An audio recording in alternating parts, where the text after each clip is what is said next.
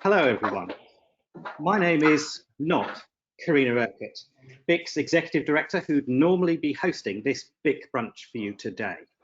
Due to unforeseen circumstances, she's unable to join us.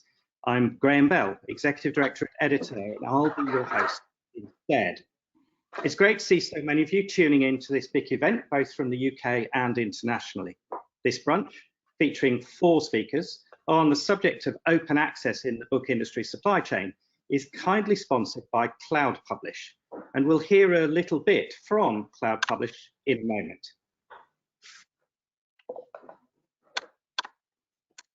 But some housekeeping before we get started.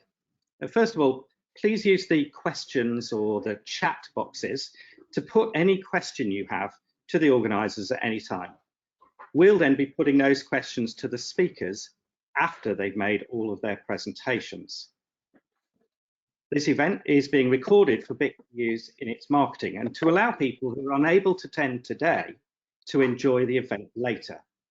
Attendees won't be identified in the recording unless by chance they're invited specifically to speak. We'll be tweeting about this event using the hashtag BIC Brunch, so do please feel free to join that conversation online. And finally, a gentle reminder, BIC is a neutral membership organisation. As such, we politely ask you, all the attenders and all the speakers, to strictly avoid any comments, conversations or questions that might be considered commercially sensitive or anti-competitive. So what is a BIC Brunch? Many of you will have attended a BIC Brunch before, so you already know. But for those of you who haven't, in summary, there are a series of short, live, online events that focus on a particular book industry topic, usually in the supply chain, and usually we have industry expert speakers. They're all recorded and shared via BIC's YouTube platform, and the link for that is on the screen now. We'll be sharing the slides later on via the BIC website, so if you don't get a chance to make a note of that link or any other part of the on-screen presentations, don't worry. There's at least 2 different ways of accessing it. Here's the running order for today's session. In addition to our speaker, we'll have a total, to our sponsor, we'll have a total of 4 speakers lined up as follows. First of all, Leda Moore, who's Director of Open Access Policy at Wiley. Then myself, Graham Bell, Executive Director of Editor. Zella Pengilly, who's Content Management Analyst at the Taylor & Francis Group. And finally, Dr. Sven Fund, Managing Director of Knowledge Unlatched. There'll then be a small amount of time for any questions and answers, and then a quick wrap up, which won't be Karina, but will be me, as I say. And just a quick word about BIC itself. For those of you who don't already know BIC, it's a UK-based not-for-profit membership organisation at the heart of the book industry. It creates standards, best practices, and resources that form part of the DNA of your supply chains. It helps your organisations increase efficiency, save money, and become more sustainable. BIC holds a unique position of trust and is a cornerstone of the book industry, facilitating UK and international industry-wide collaboration to reach agreement on dependable standards and best practices across the supply chain. BIC does this in a variety of ways through, for example, running 5 strategic committees focusing on metadata, on the physical, digital and green supply chains, and also on the library sector. BIC offers training, events, workshops, and it executes supply chain related projects for and on behalf of the membership and the wider industry. It also operates 3 industry recognised accreditation schemes. Of course, you can find out much more on BIC's website. So back to today's session. As we know, the book industry supply chain has evolved over many years to optimise the discovery and sales of mostly paid for book content, whether in print, in digital form or both. In today's session, We'll explore how well our industry supply chain accommodates the open access model. Are we making best use of existing industry infrastructure, processes, and the standards already available? Or are there gaps? And if so, what can be done to retool our supply chain for open access? From our speakers, we'll hear just what do we mean by open access or OA, the importance of different license types and different OA publishing and funding models. We'll hear about metadata for open access, what's already available in the industry standard ONIX, and a few recommendations for best metadata practice.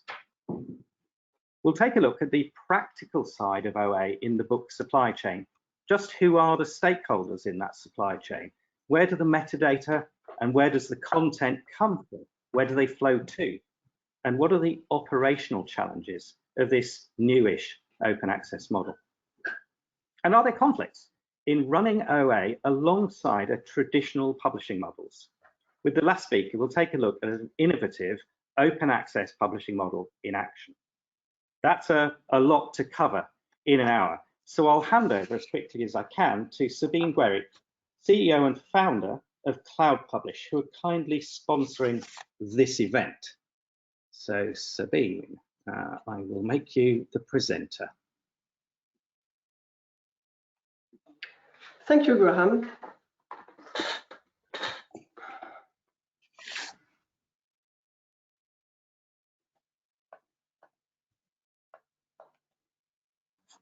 We can see your slides now, Sabine, so please go ahead. Thank you, Graham.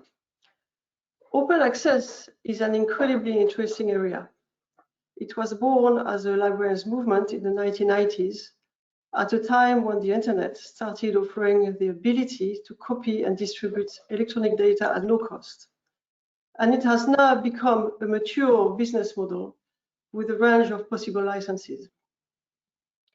Over the last 15 years, we at Cloud Publish have partnered with publishers to help making their content available and discoverable, but also searchable and easily accessible.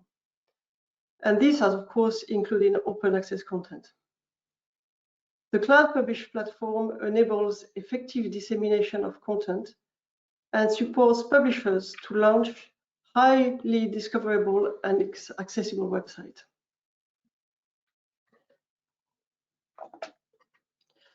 We at Cloud Publish have often built long-term and rewarding relationships with our publishers, following and supporting the development into the electronic field. These developments, more often than not, and increasingly so, have included open access. The Cloud Publish platform is designed to help a publisher bring together all types of content, whether it's book, journal, chapters, articles, but also all formats, print, electronic, and audio. And this is what I'm trying to show here on this slide. It's all in one place where you can have any format, any type of license, paid, free access, open access, and also allowing customers to buy in any currency from any country with any type of sales tax, which we usually retro-calculate. If I focus on open access and the type of features that we offer publishers, beyond offering all formats, we offer cross-reference, cross-ref depositing and DOI registration, and unlimited number of third-party depositing.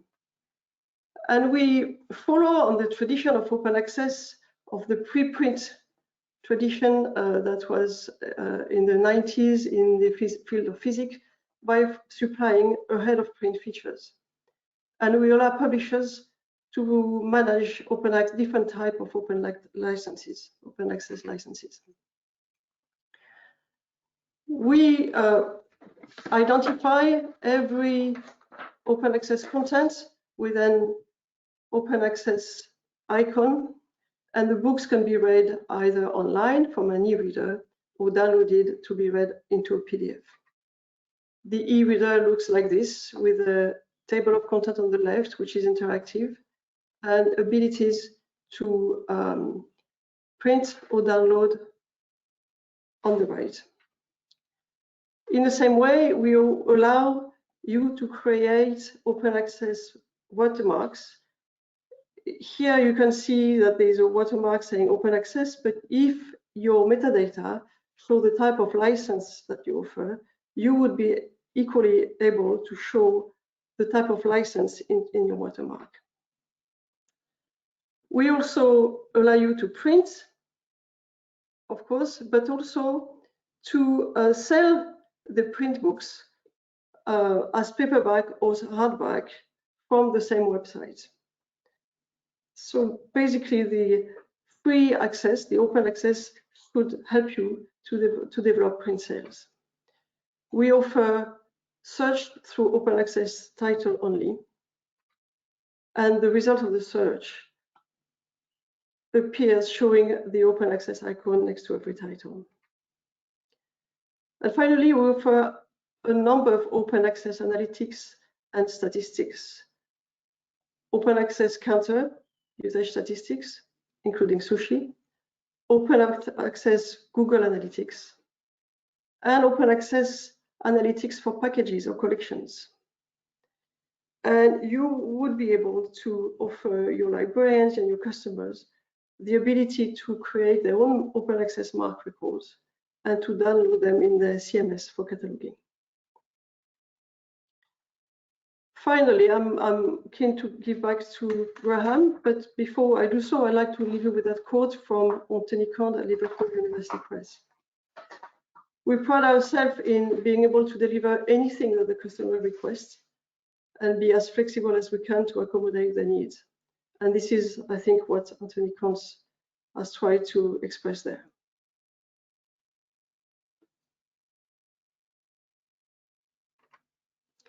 So I'm going now to pass back to Graham. Thank you very much for listening. And thank you, Sabine. I'll switch and share my screen. Stop sharing, here you go. Thank you, Sabine. So I'm now going to introduce our first speaker for today. It's Layla Moore, who's Director of Open Access Policy at Wiley. She's going to give us an introduction to open access, what it is, and an overview of the different license types that can be applied, the different publishing and funding models, and so on. Please go ahead, Layla. Thank you. Hi everyone, and many thanks for the opportunity to join you all today to talk about open access books. This is a topic that I find really fascinating, but also one that poses many challenges and complexities. I do want to note that I'm drawing on my experiences from my previous role as Open Access Books lead at Taylor & Francis, where I was responsible for developing a fledgling OA Books programme into a core part of the books business.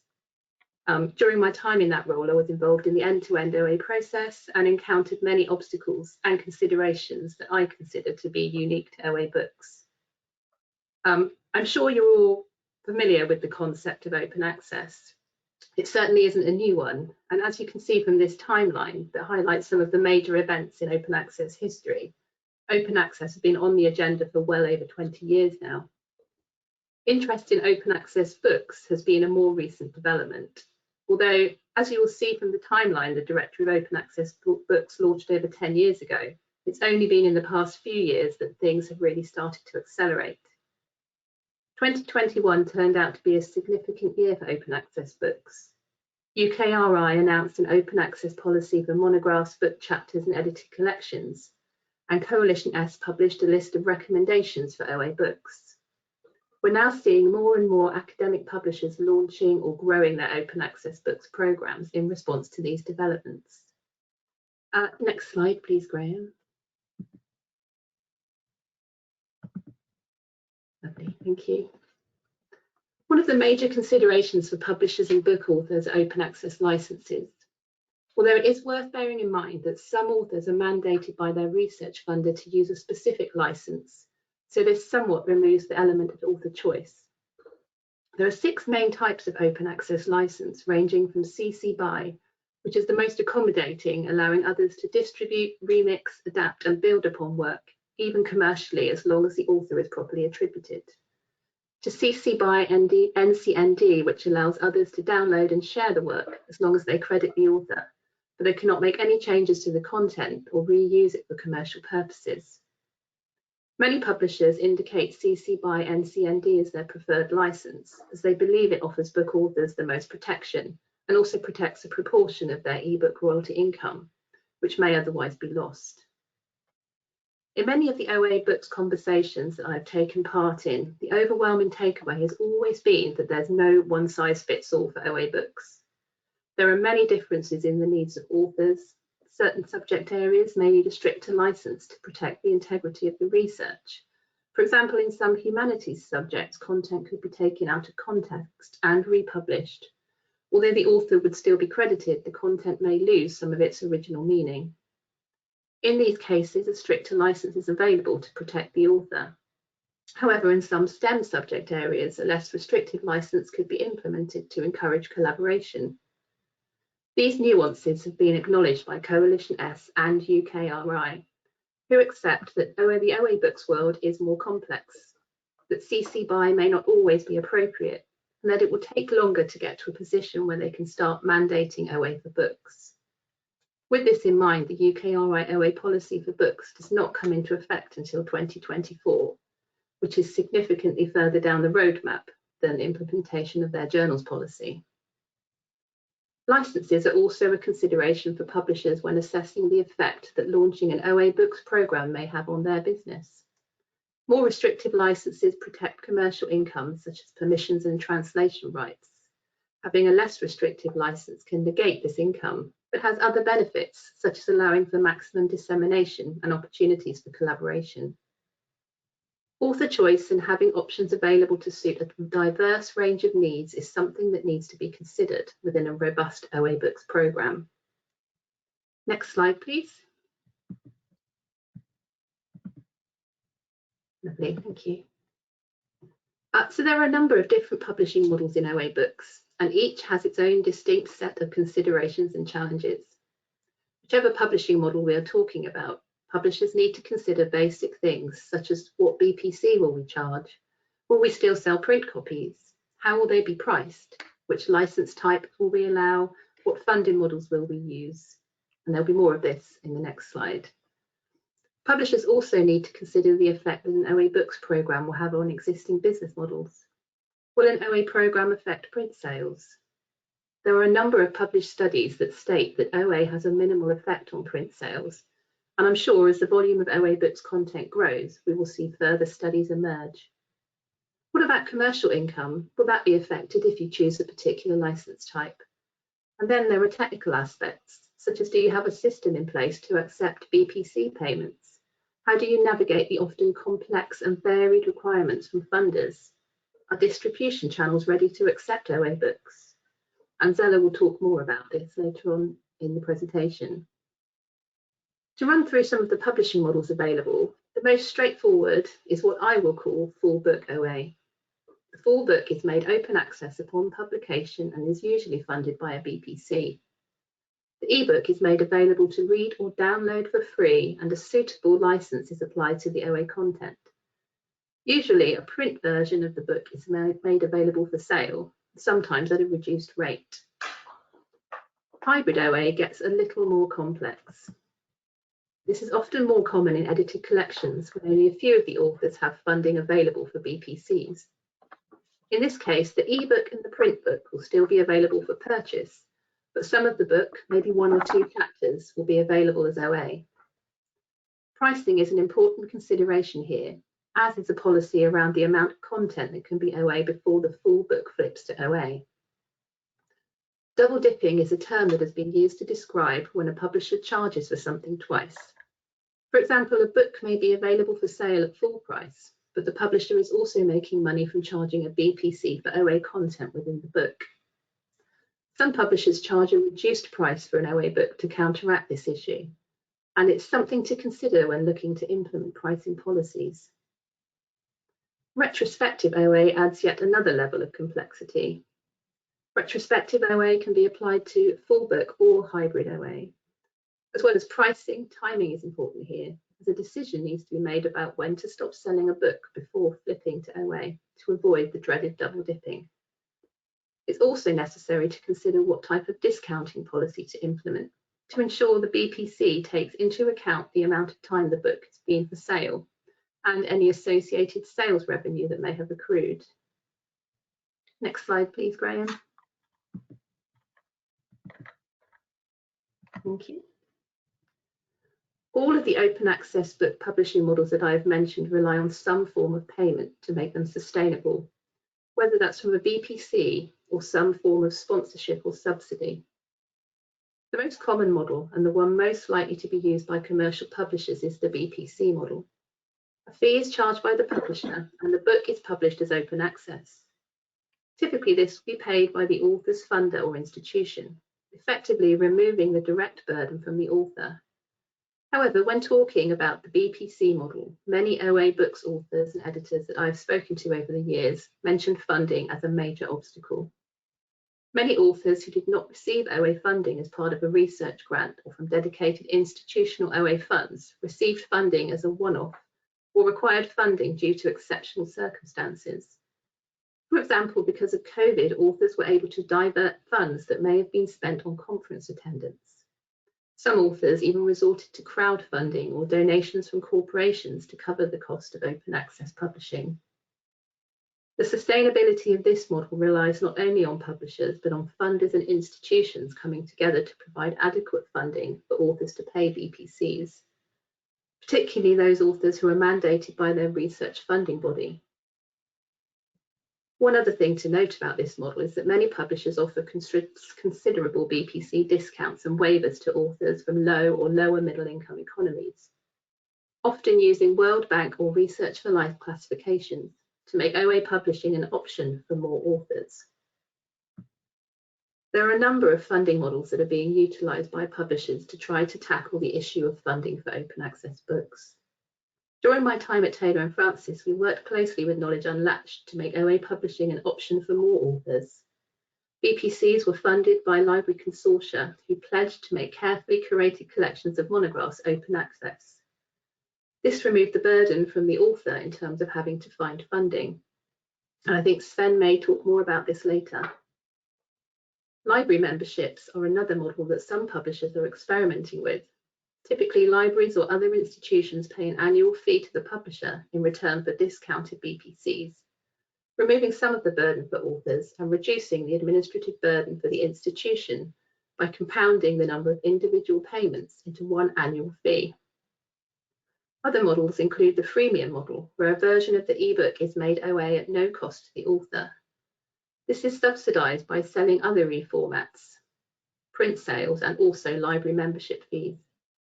This tends to be a model adopted by smaller non-profit OA publishers. There are other models that are subsidised. More and more university presses are popping up in the OA arena. These OA university presses use subsidies from their institutions to allow fees to be waived for their authors. And last but not least is crowdfunding.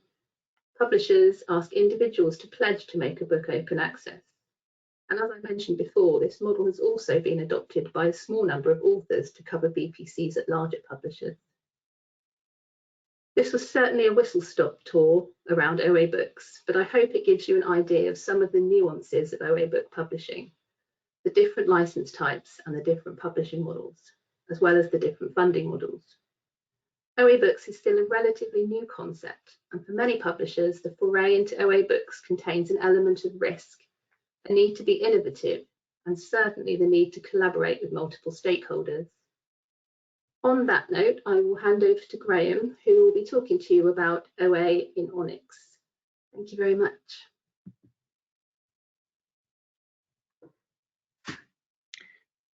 Thank you very much, Layla, for that great outline of the various different business models that might be applied to open access. Our next speaker is me, to talk about some of the standards and best practices in metadata that are already available in the OA world. And I'll just have to switch over to my other screen. to that one. So my talk today is about open access products and the metadata that surrounds them, specifically in ONIX. So first of all, to carry on from what Leila was speaking about, we do first of all have to define our terms. What is open access? And the bad news, in a sense, as Leila explained, is there's no one single definition. I think the best introduction, if you've never come across open access before, is probably this. It's a very old document, but it's the original Budapest Open Access Initiative Statement. And this, as you see where I've outlined in yellow, defines open access as being free availability on the public internet, permitting anyone to read, download, copy, distribute, print, search, link to full texts of these articles. And it is notable, of course, that open access grew up originally in the world of scholarly articles and scholarly journals. Open access gives both free, monetarily free access to these, and also free access in terms of removing most of the limitations about what you might be able to do with what is, after all, copyrighted text. So free, yes, free of charge, that's what we mean by open access in most cases, but also free of at least some of those normal copyright distribution constraints that the law gives to authors and to their publishers. But it's important that open access doesn't rid you of all of copyright law. It might still retain some rights as well, including, for example, the moral right of the author to be identified as such, or the right to maintain the integrity of the work. And that's why there are multiple different licenses, because some licenses will make things more open and some licenses will retain more rights for both the author and the publisher. The exact license under which the content is made available is critical. Many licenses are called open access, but some licenses are a little more open than others. Leila introduced you to a range of Creative Commons licenses, but actually publishers can write their own licenses that may or may not meet the definition of open, as in the Budapest Initiative, but may still give readers many of the benefits of open access. Wide range of licenses, and one of the jobs that metadata has to do is to make sure that readers understand what they can do with the text and what license they are reading it under. Now, as Leila mentioned, open access is most prevalent in the world of academic journals, but academic monographs and other sorts of books are also adopting more and more the open access or hybrid open access models. So if we look at the metadata, what's different about open access metadata? Well, I think there are 5 or maybe 6 things that are different, and I'll try and go through each of them. First of all, Leila mentioned the importance of the funding body. Who's actually paying for this stuff? Who's paying for the work the publisher does? Who's paying to make that content open? In many cases, there's a funding body. That funding body may also be funding the research on which some academic open access publishing is based. And crediting these funding bodies, ensuring that people understand that the funding bodies are doing the work. Open access is not free, it's just that somebody else is paying. And in many cases, it's the funding bodies. But there's also a need for a quick flag, a simple flag that says, yep, this is open access. You may want more detail, but basically this is open access.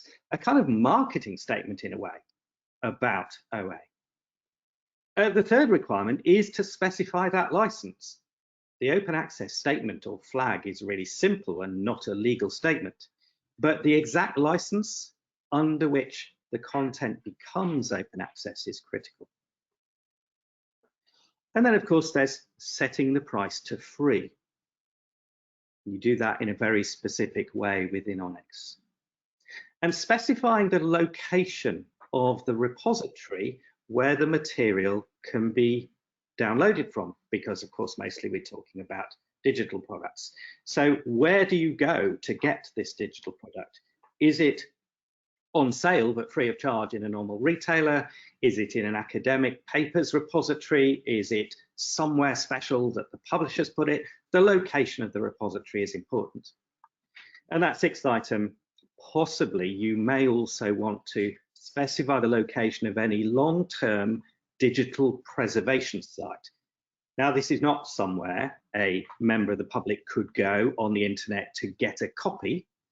They go to the repository for that, but this may be where a repository goes to get a sort of preserved version if they have problems with their original. Let's tackle each of these in turn. So first of all, if you're familiar with ONIX, you'll be familiar with this part of it, and that is that we're specifying the publisher. In this case, Springer Nature is the publisher.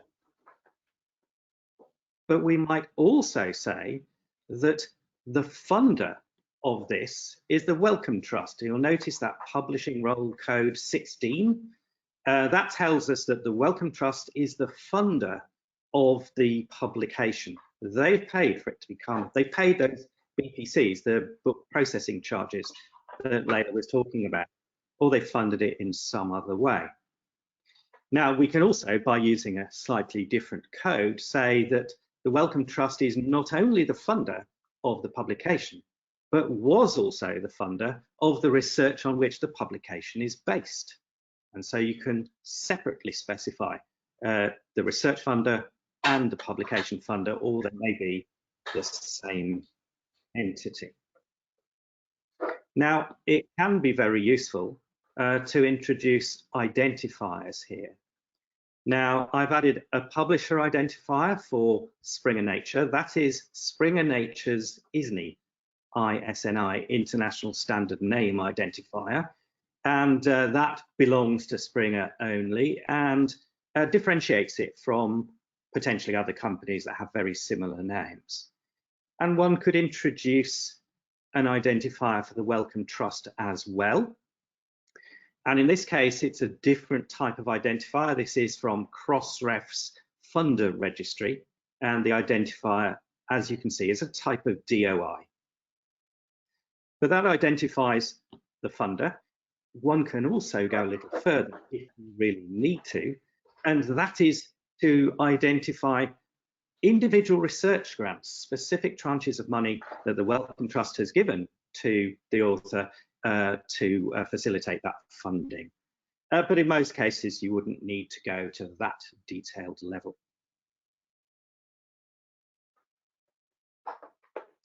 Now, the fact that there's a funder may be a clue, but potential readers of open access material do also need a very quick flag to say this is open access. Now, granted, open access is not just one single concept. The exact license is the only true and detailed statement of the intellectual property status, and we'll come to that in a moment. But there is a practical need for this pithy little indicator, a little flag to say this is open access. It's not in itself a legal statement. It's kind of a marketing statement, a shorthand indicator. And use of that indicator without a specific license link is very strongly discouraged. There is no good reason to say this is open access and to not provide the specific license link. Let's look first at that shorthand flag or indicator. It can be something as simple as this. The very presence of a small chunk of text in the ONIX, this is the text content composite, indicates that it is open access. And that small chunk of text could be something very simple. It could just say open access. Or as in this case, it says open access, but no commercial reuse. It uses one of those licenses labeled NC that Leila showed. But actually that text could be a little more complex and a little more useful to the potential reader. Here's an example where the open access statement in the middle in yellow and orange says a little bit about what you can do. Yes, it's no commercial reuse, but it also stresses you can copy and share this content. You can extract from it, adapt it, and reuse it for other purposes, providing that those purposes are non-commercial and that you credit the original creator. Now, that is a very easy to read summary of the full license, and it could be displayed on screen, perhaps by a retailer or by the repository in this sort of way. So that's the simple flag to say, yeah, this is open access without giving too much detail. We can also set that to appear later. So one of the models that Leila mentioned was the sort of delayed open access, where perhaps content is published commercially for money, but then after 6 months, it perhaps becomes open access and is changed to free. So you can actually say with this text flag that there's a 6 months delay on this by adding a date that is 6 months after the publication date. A retailer receiving this text, this flag, would not display it until the date towards the bottom of the screen. And of course, wouldn't make it available free until the date at the bottom of the screen.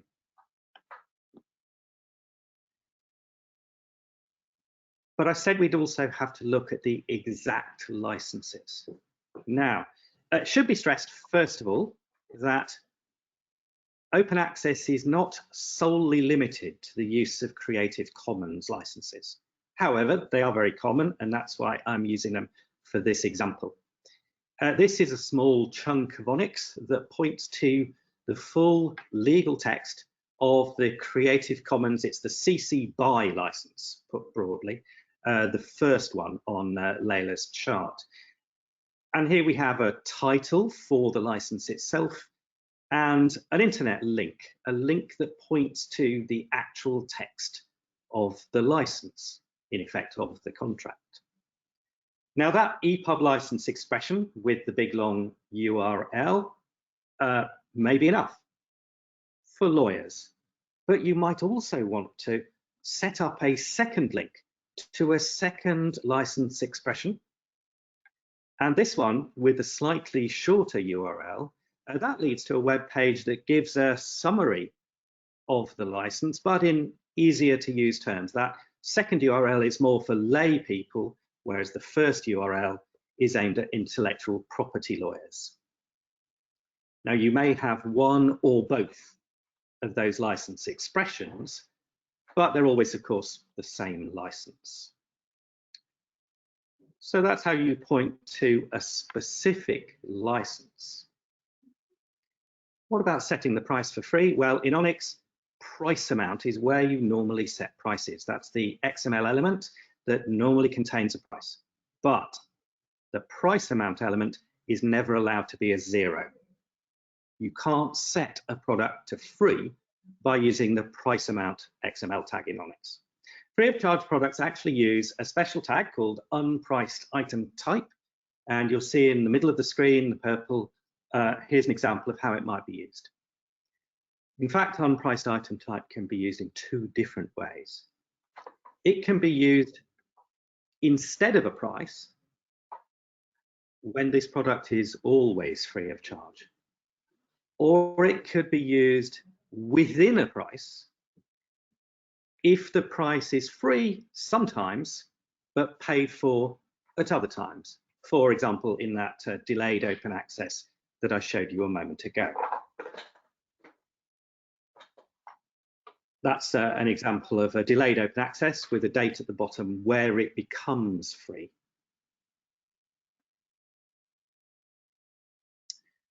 And finally, how do we point to the repository? Well, in ONIX, we would use the website tag for that. That contains a website role and a URL in the website link. The one at the top there is a pointer to the repository. Now, website can be used in multiple different contexts within ONIX. This might be a website controlled by the contributor, a website controlled by the publisher, even a website controlled by a supplier. You'd use website within publisher for certain types of OA. These are often called gold OA, where the publisher is responsible for the repository. Whereas you might put the website inside the contributor tag for green OA. That's where the author is responsible for the repository and maintaining that copy that's available to everybody. But you could equally well use it within supplier for other sorts of third-party data repositories, such as OAPN, that is the one I've used in the example. The second website there is a pointer, a very simple pointer to where this has been lodged for long-term digital preservation with the organization called CLOCKS. I just wanted to point out a couple of real-world issues, because I know at least one of them will come up in the questions. Layla mentioned hybrid OA, and right now, although ONIX can carry extensive metadata that is chapter specific, it can't really do hybrid OA. It doesn't extend that far yet. This may change in the future. So unfortunately, right now, hybrid OA can't be expressed well in ONIX. And there is a question about physical OA products, where the content may well be open access, but the product isn't free. It might be printed, so there would be significant costs associated with it. And part of the problem with that is that all the preceding advice specifically about EPUB license is actually limited to digital publications. So you can't describe well in ONIX a physical OA product. That's all I wanted to say. I'm glad to see there's a few questions popping up, both for other speakers and for me. Next up, we're going to hear about some practical day-to-day supply chain issues and challenges with open access publishing from Zella Pengili. And to that, I need to switch back to my other slides, so bear with me. Zella is Content Management Analyst at the Taylor and Francis Group. Over to you, Zella. Thank you, Graham, and hello, everybody. I manage ebook distribution to third parties for Taylor and Francis, including our open access titles. Taylor and Francis started our open access books program in 2013, so we've had nearly 9 years to develop our open access ebook workflow, and we're still working on it. We've just short of 1,000 open access ebooks and 350 titles with some open access chapters at the moment, and the numbers are growing all the time.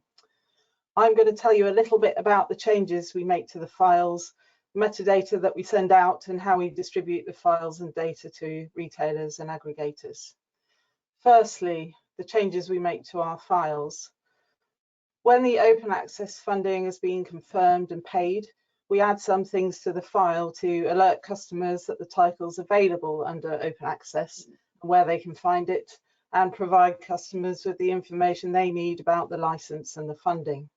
You can see here some examples, the open access logo and URL on the cover, and we also include the DOI, license details and funder information on the imprint page inside the ebook file. Next slide, please, Graham.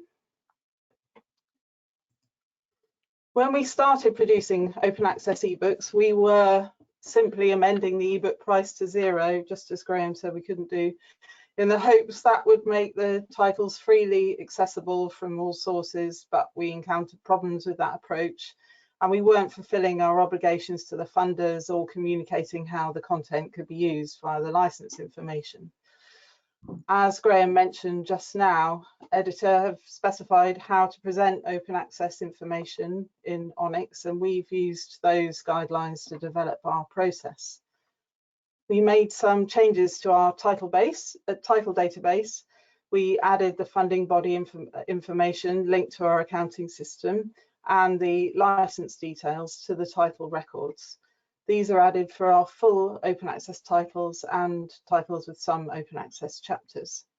For full open access titles, we also add an open access flag, which triggers changes to our pricing engine, set the pricing to 1 pence. We also made some changes to our ONIX. We created a direct open access ONIX feed to pull in the license information, the funding body, the OA flag, and the URL from our title management system.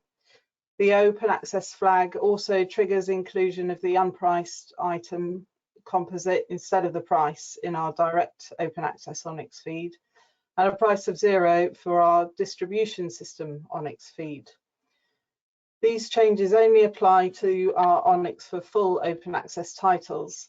Although ONIX may be able to hold the chapter details, we can't yet hold details about individual chapters in our title management system or include them in our ONIX. So the data for those chapters is managed manually outside our automated distribution process. We made some changes to our distribution process. In 2013, we were manually loading content in a widget on our ebook platform, and we didn't start distributing to OOPEN and Open Research Library until around 2015. Nowadays, the process is much more automated for full open access titles. We host and provide access to our full and partial open access titles on our ebook platform, taylorandfrancis.com. We distribute open access titles to OA specific channels such as Open and the Open Library using a dual feed to make sure that we can send the open access specific data to them. This is automated for full open access titles, but the open access chapters still have a manual distribution process to those channels. We use the open access flag in our title management system to determine which channels are sent open access titles, because not all of our regular distribution channels can take open access titles. Distribution of full and partial open access titles to our standard ebook channels is done automatically following our usual distribution process, including distributing corrected files where necessary, but the data doesn't include the license or funder details or information about open access chapters, although these are shown in the files themselves. Library channels are keen to receive and provide access to the open access titles. And we do send open access ebooks to retail channels as well, but awareness of open access at these channels is more limited, and they're not set up to communicate information about funding or license types to their customers.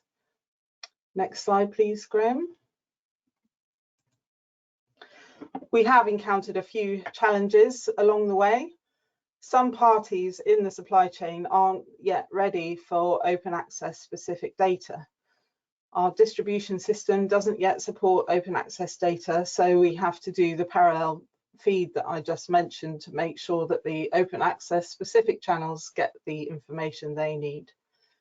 Many of our customers don't yet use ONIX 3, and they don't have anywhere to store information about funding bodies and licenses in their own systems or to display that information to their customers. Our open access chapter distribution process is still very manual, and there are also some snags in the timing of the process. Initially, we were modifying files and data too early on, only to have funding fall through. It's difficult to convert back to non-open access once a title has been distributed everywhere for free. So we now wait until payment has been received before making changes to the files and the data. We have a growing conversion program converting already published titles to open access, and there can be a temporary mismatch between the data and the files, with the data reflecting the open access status before the files can be updated, and funders sometimes aren't very happy about that. And also, although the files and data are updated and distributed automatically to everyone who'd previously received them, we might also need to contact the channels to point out that the titles are now open access, so that they add the titles that they've already received into their open access collections. Finally, we want to do what we can to drive customers to our open access content, so we distribute it as widely as we can. But I'm not sure whether distribution to the retail platforms in particular raises awareness of open access publishing. As Graham mentioned before, the open access books aren't free, it's just that they've been paid for by somebody else.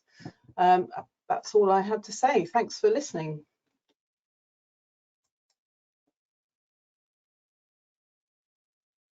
Thank you, Sela. Thank you very much. And that's a great summary. And I hope that we can now move on to Dr. Sven Fund, who's MD of Knowledge Unlatched. And he will introduce Knowledge Unlatched as quite an innovative open access publisher, but more an open access enabler in a way, Sven, is that right? Please take it away. Absolutely, Graham.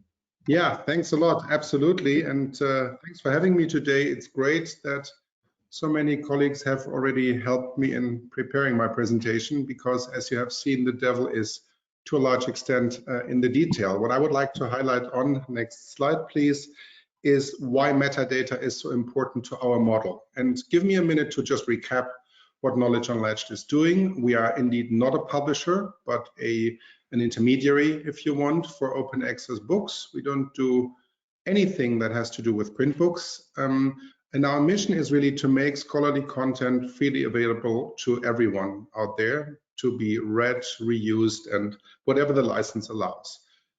We see ourselves as a marketplace for open access content. It's being funded through libraries. I will speak about that a little bit later.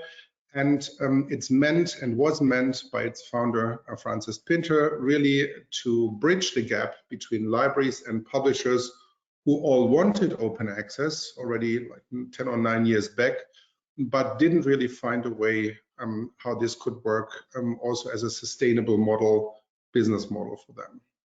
We are also doing various other tools, programs, services. I'm not speaking about them today, so just for being complete here. As you can see on the bottom, we have unlatched so far about 3,000 books over the past 9 years. We are working with 670 largely academic libraries around the world and 100 publishers. A few of them have been mentioned here already today. We are also unlatching journals, again a different story, probably not so interesting for this group. And we have seen 15 million interactions, which is different types of interactions with our content. So that's KU. Next slide, please. If you look at the model, it's a crowdfunding model. Publishers submit metadata information on titles they want to publish through KU and get funded through KU. We have a title selection committee, which is a group of librarians, 190 approximately, that selects titles due to their individual relevance. Then these libraries, hopefully not only these, but also others, pledge against the packages. KU organizes the unlatching with the publishers, so making the content open. And then in the end, it's being made available on different platforms. Obviously, we are also taking care of the cash collection from libraries so that we can distribute the funds to publishers. As I said, we are working with publishers from really small, 2 books a year, to a very big, several thousand books a year. So I guess you can already imagine with your backgrounds in the industry how many metadata touch points we have in this process. And for us, it's an ongoing challenge, as you can imagine, to not only transmit information, but also enrich them in the process. And what I would like to highlight is that there are 2 ends of open access publishing. We have been focusing a bit now also on the distribution and usage side. That's obviously also the publication side. And as you can imagine, for a library that is discussing whether they should support open access or not, it's certainly not only important that the content is used significantly, but also whether their own faculty is being represented within this package. Next slide, please. So how we are basically spreading this knowledge, and you have already learned from my colleagues before how much hard work is involved there, I guess, for all of us. We are obviously trying to particularly use existing systems like CoreSource, BiblioVault, SFTP servers, and others to really make sure that there is no extra stream in distributing metadata, information, and content data to hosters, but also to potential users. We do a single title hosting on multiple open access platforms. This was always important for us because we wanted to make sure that users with a certain preference, researchers with a certain preference, can use content in different places in their preferred platform. Obviously, publishers are keeping this content on their own platform as well. And I'll speak to the challenges that we have here a little bit later, because you can imagine if you are looking at usage, then you need to quote unquote collect that usage from different platforms, distributed usage, and consolidate it in a specific way. We also do have access to additional promotional systems, so pushing certain titles and making them visible into certain researcher audiences. As you can imagine, that's something that is really important to researchers and that they really like.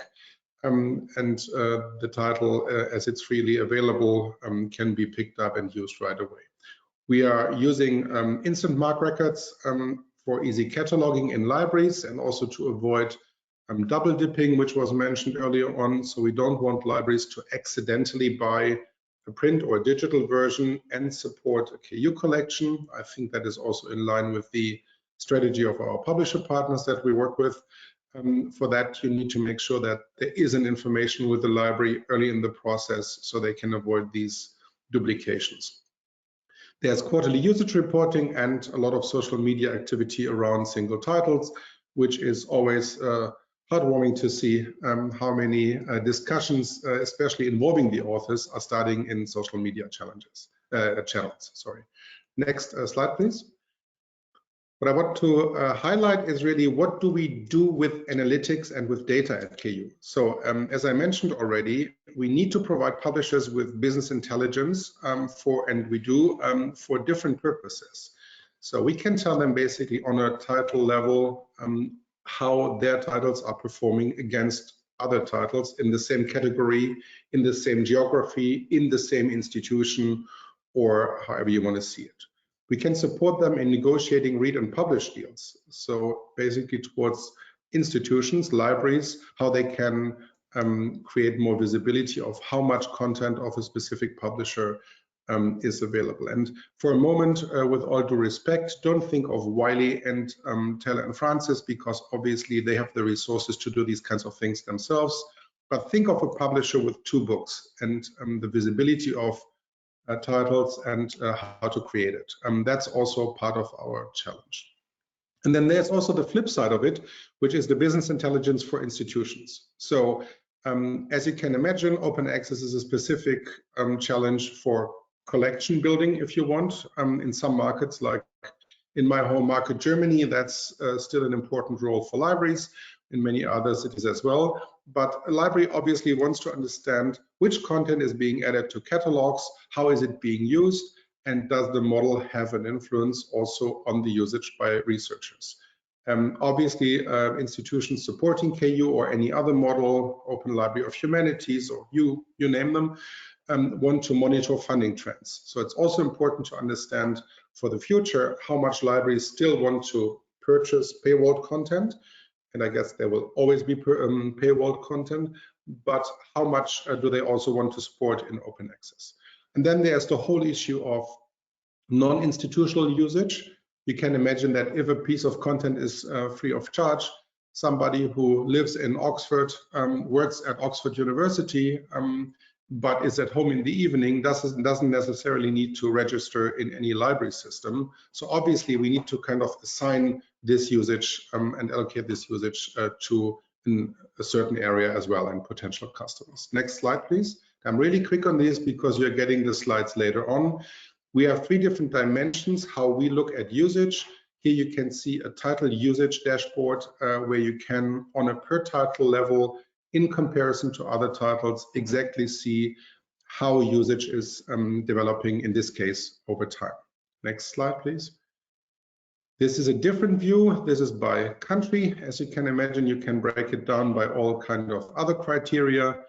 There is data back to 2016 in our systems, and we can provide these kinds of information to our partners so that they also understand, for example, as I mentioned in acquisition, where it makes sense because you have very high or very low usage to acquire content in the future.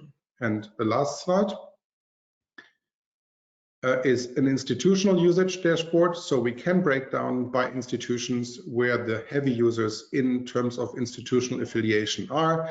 As you can imagine, we can't do that for non-logged on usage, obviously, but this is already very helpful for a number of publishers, but also for the institutions themselves to benchmark and really understand how the performance, how they are performing against others, and what the significance of certain institutions for publisher products are. Next slide, please. And as I promised, that was the last one. Thank you very much for listening. Looking forward to your questions, and please get in touch if you have any questions that I did not address today.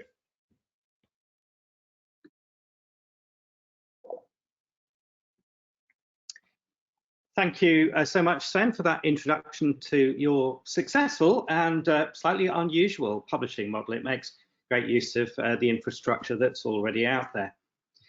We do have just a couple of minutes left, so it's time to hear a little from our attendees. We've actually had a lot of questions in, and we're definitely not going to be able to answer all of them.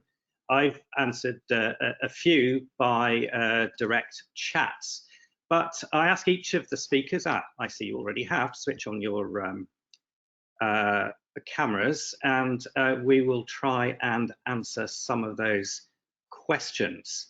So I'm kind of hoping that I will read out the questions that have been submitted, and then at least one of you will answer. Let's give the first question to Sabine, our sponsor for today.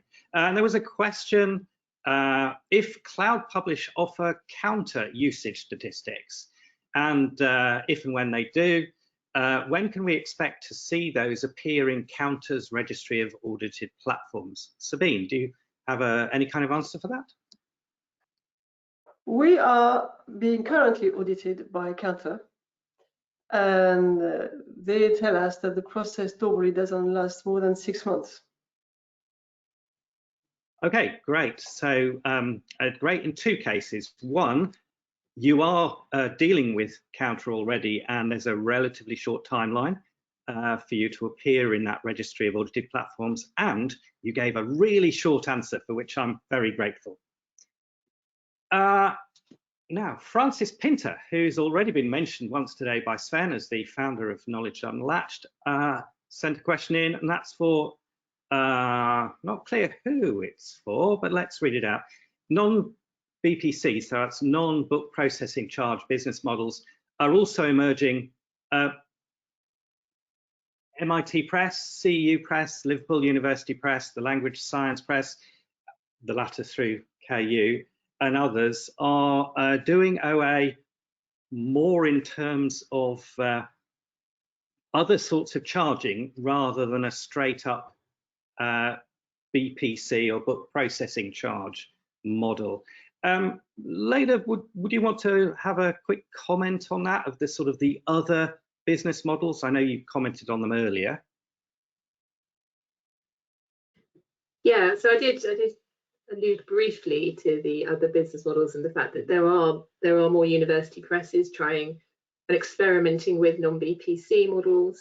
And I think that's something that's definitely going to continue. As I've mentioned, one size does not fit all the books. The different subject areas have different levels of funding, and the BPC model may not be a sustainable model going forward. So I think it's a really positive thing that all of these other university presses and organisations are experimenting with these different business models. And I do think open access books, as I mentioned, is still in the grand scheme of things, relatively new. So experimentation and looking at different models, I think, is really important in this arena to find, to find the sustainable route going forward. Keep it short. Okay, thank you, Leila.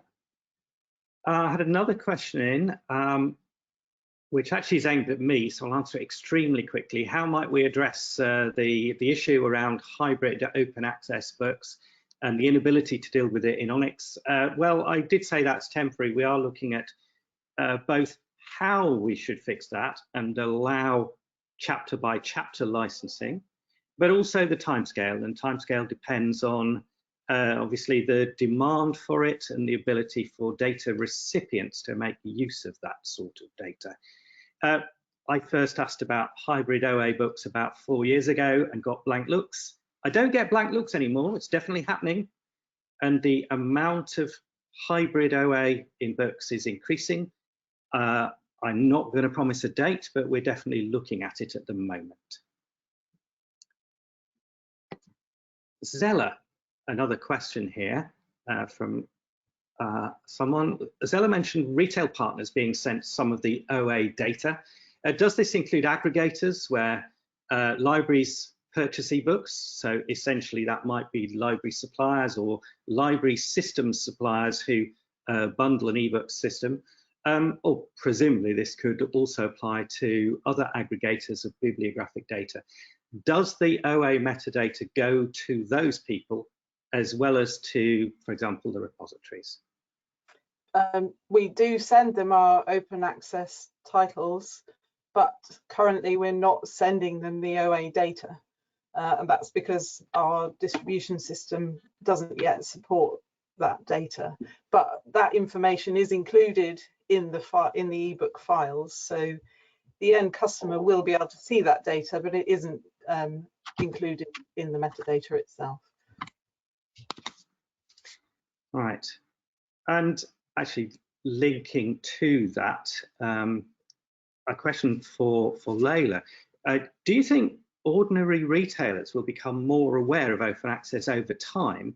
Will they? Should they offer these as essentially free products on their ordinary retail platforms? And should they provide information to customers about how and why the titles can be provided free of charge? Should they, in effect, surface publicly that information about funders and licensing and so on? Do you have a view on that, Leila? It's a really interesting question. To the first part, I think they will become more aware of open access. Inevitably, there'll be queries coming back asking why something is costing 1 penny or nothing. So there will be those kind of questions. And I think part of the publisher's role is going to be some advocacy around open access, explaining what it is and how it works and why it's there. In terms of whether they should host open access content on their commercial platforms, I'm not sure. I don't know about that one. It's a very difficult one from their perspective. They probably say, why should we do that? But from the perspective of wanting to increase dissemination of this content, I think from a publisher's view, we would like to see it there, but with all of the information available, so the funding information and all of that kind of stuff as well. So yes, the first half, not sure to the second. Thank you very much, Leila. Now, there are a couple of other questions. We don't really have time to answer them. I will try to answer a couple more via direct email. Many thanks, first of all, to all of our speakers, to Sven, to Leila, to Zella, and to our sponsor, Sabine. Thank you very much. BIC will make the presentation slideshows available on its website, and the YouTube channel is where the recording of this will eventually be made available. If you're keen to stay up to date with BIC's work and BIC's events, do sign up to BIC's mailing list through the URL on the screen there. I'd also like to acknowledge once again our sponsor, Cloud Publish, who've helped make today's event possible. And I'd like to thank you, our attendees. Thanks very much for staying with us. Almost all of you have stayed with us to the end. And please stay in touch. Find out more about BIC and the work it does via that website, and we hope very much to see you at another BIC event in the near future. Until then, thank you and take care. Thanks, everyone. Thank you. Bye-bye. Bye. Bye-bye.